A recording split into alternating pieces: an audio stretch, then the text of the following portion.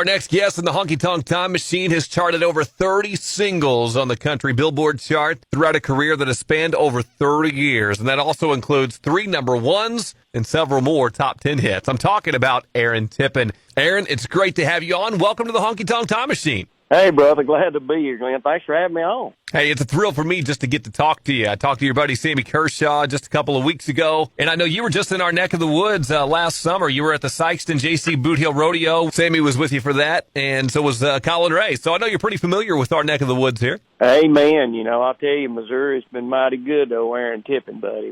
I've done many shows all over this state, so I'm telling you, man, I'm proud as I can be every time I get to go that way. And I've done a little turkey hunting over there, too, and good friends with Alex Rutledge and a lot of those boys over there like to get in the outdoors. And so, man, I love Missouri, and I'm thankful that Missouri loves O'Hare. Very cool. For those who don't know, Alex Rutledge is a pretty famous turkey hunter from Birch Tree, Missouri, I think it is. But, yeah, Sammy was saying the same thing, though. I mean, he was saying you guys had a good time at the rodeo, and Missouri treated you well, and he really had good things to say about you, too, believe it or not. Well, I paid him all I could. Did you? But, yeah, mostly good stuff. He didn't give me any dirt, but I know you guys go back a ways. You recorded that album all in the same boat a few years ago. Oh, we did. We've been running together. Shoot, man. We're coming up probably on close to maybe 8 years running this Roots and Boots tour, and it's been me and Sammy from the get-go, and you know, sadly enough, Joe was kind of started off with us. Joe Diffie, who's passed away. So that's how it started. But, you know, we got Colin Ray now, and Colin's out there. And, buddy, just like Joe, just a crooner and such a great singer. I mean, me and Sammy, we just sit there and shake our head every time and just listen to that guy sing. Well, I was going to ask you about that because you're all good singers. Your voice and Colin's voice, though, completely different. You've kind of got that rough and gritty voice that people like. He's got that, like, you know, pure singer's type voice. And I don't mean that as a knock on you, but certainly different styles. Absolutely. He is a crooner. That's what I call a crooner. And, buddy, you know, there's only a few in the business. Joe Diffie was a crooner. Yeah. Ronnie Dunn, he's a crooner. I mean, these guys are fantastic singers. You know, and there's a few more out there like that. But, you know, the rest of us are, as Sammy says, we're kind of stylish. We got a way of different voices, but you know, I think that's been our feature for me and him both, as we're recognized immediately once we open our mouth. When I picked up the phone, I heard your voice. I was like, "Yep, that's Aaron Tippin." Speaking of Joe, you know, I just wanted to kind of get your thoughts on him. I know you were good buddies with him, and I didn't know if you maybe had any good stories or anything to share on his passing. You know, I can tell you, me and Joe kind of started out the business at the same time. About the time he got to town and I did, and we were both working on trying to get a record career, we ended up, you know, in the same publishing company, or 2 different publishing companies in the same building. So I saw Joe, you know, every morning. We'd talk about songs we were writing, and I kind of credit Joe, you know, for being the reason why I've got a record deal. Is you know, he was such a desired demo singer that he had a heck of a business before he got his record deal, just doing demos in town. And, you know, the truth is I couldn't afford Joe. Joe was $30 a song, and I didn't have an extra $30 in those days. So I had to sing my own demos, and lo and behold, RCA Records said, well, who's that hillbilly? And that's how I ended up getting a record deal. So thanks to Joe not singing my demos, I ended up getting a job. Well, yeah, it all worked out. You signed with RCA, I guess there it was 1990 when you signed with them, right? That's correct, you know, and shoot, then came my first single, You Got a Stamp or Something. That got me on the Bob Hope Show, Christmas of 1990. And, you know, I was so thrilled to be on his show. And that, you know, something, I couldn't have bought my way onto that show. It was just one of those things where the luckiest hillbilly in the world got another break. And that's kind of where it started. And that's the career I've lived, man. I've been the luckiest hillbilly singer ever. Good things happened to me, and I've been blessed. Did the Bob Hope Show, is that what kind of started your love for performing for the troops, or was that something that you always had and always aspired to do? Oh, you know, that's where it started. I mean, you know, growing up as a kid during the Vietnam War, I saw our Vietnam vets come home to a very sad welcome. And, you know, after I went over there and entertained our troops for Bob Hope, I said, you know what? I said, I'm going to build me a soapbox, and I'm going to get on it, and I'm going to start crowing their names and glorify them as much as I can for the sacrifices they give us. And, you know, I've done it ever since, and I'm going to continue to do it until there ain't no more Aaron Tippin. And I want to talk more about that, but I'm going to revisit that when we talk about where the Stars, Stripes, and Eagle fly here in just a little bit. But you mentioned you got to stand for something. I know you co-wrote that song yourself, and that was the song that kind of started you all. So because you wrote it, did that come from like a personal place for you? Was that like kind of real life for you? Absolutely. You know, I wrote that with my good friend Buddy Brock. Buddy Brock's super songwriter, man. He's wrote all kind of hits for a lot of different people. And me and him grew up together in South Carolina. So when it came time to be in the music business, I finally packed my stuff and jumped my old Toyota Corolla and drove up here to Nashville and started, you know, writing songs. And like a couple of years later, I talked Buddy into coming on up and being a part of it. And meanwhile, we were already writing because I would go home every other weekend to visit my daughter.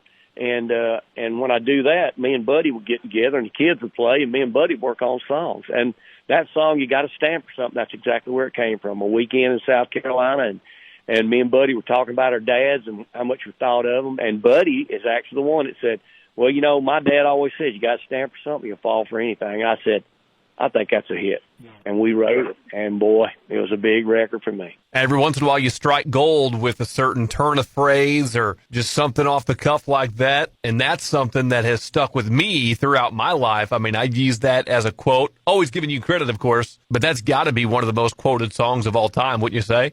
Well, thanks, man, and I hear that a lot. As a matter of fact, I was talking to the guy. We're building a new hangar down here at the airport in Sparta, and Tennessee. And the guy that paved my parking lot, he was telling me, you know, he said, "Man, Aaron, that song meant the world to me." So when I first got in this business, he said I was a little wishy-washy. He said, but I realized if I was going to stay in it, I was going to have to stand for something. And so another one of those times when I said, "Man, I'm proud of that." Or somebody tells me that, you know, they played the song at their dad's funeral, you know, because that's the type of guy he was. And, you know, so I've had great stories and great memories from that song. And backing up before that, you know, that's the song that got you started. But like you said, you were writing songs in Nashville, kind of struggling, and you'd almost given up on it before you'd gotten that big break. But you were writing songs for some pretty big artists. I understand Charlie Pride and the Kingsmen cut some of your music. Sure did. You know, the first cut I ever had in Nashville was a gospel cut.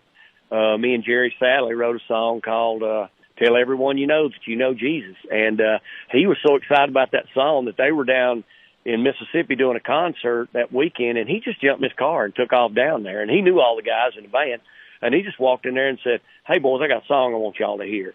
And they listened to it and said, "Wow." I said, they said, "That's a blessing, Jerry, because it just so happened we're doing an album called Mississippi Live, and we want to put it on it." And they recorded it that day. What a trip for a hillbilly. I told you I'm the luckiest hillbilly that ever lived. I'm starting to believe it. Now, to clear it up, when I saw the Kingsmen, I was thinking the old rock group that sings Louie Louie, but you're talking about the gospel group, the Kingsmen and the Kingsmen Quartet, which is obviously a big influence on you. Absolutely. Every Sunday morning, man, it was Naomi and the Seago brothers. It was the Kingsmen.